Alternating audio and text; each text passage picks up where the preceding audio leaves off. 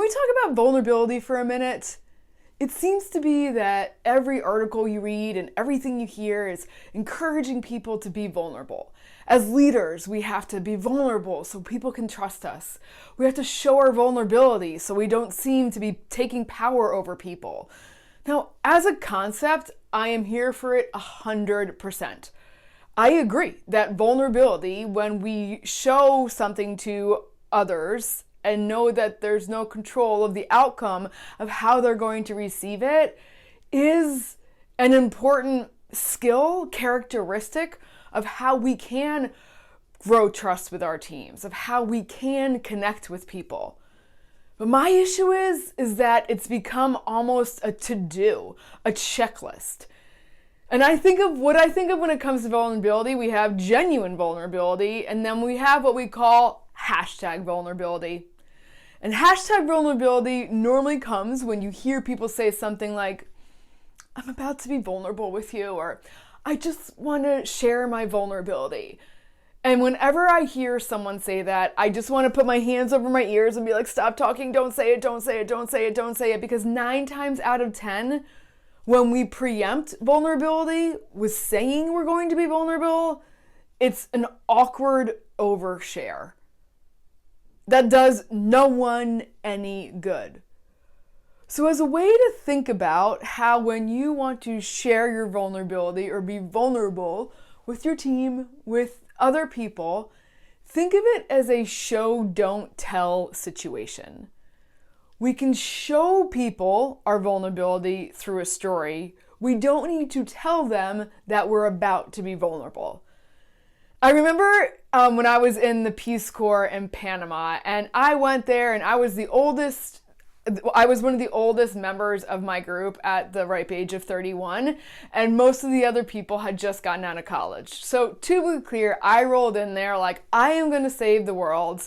Like, this is my calling. And I had 10 years of business experience under my belt. So I was like, I will show these young whippersnappers what it is to really lead, to make a difference, to know what's going on.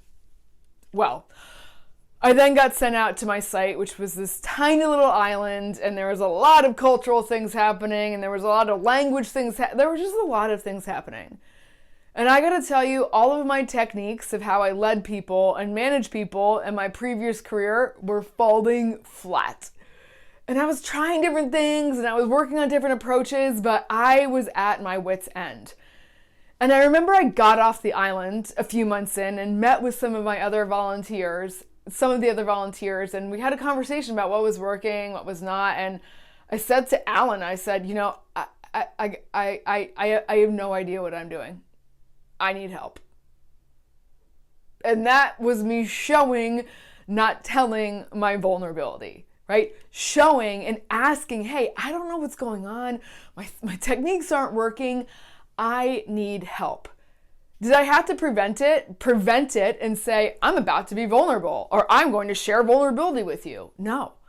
By sharing that I was uncertain, that I had questions, that all of the assumptions that I had made about my abilities were getting thrown on their head, was a way for me to show, not tell, that I was putting myself out there, potentially for ridicule, potentially for having it thrown back in my face. Oh, well, Erin, you seemed confident 3 months ago. What happened now? But no, I knew that I needed help.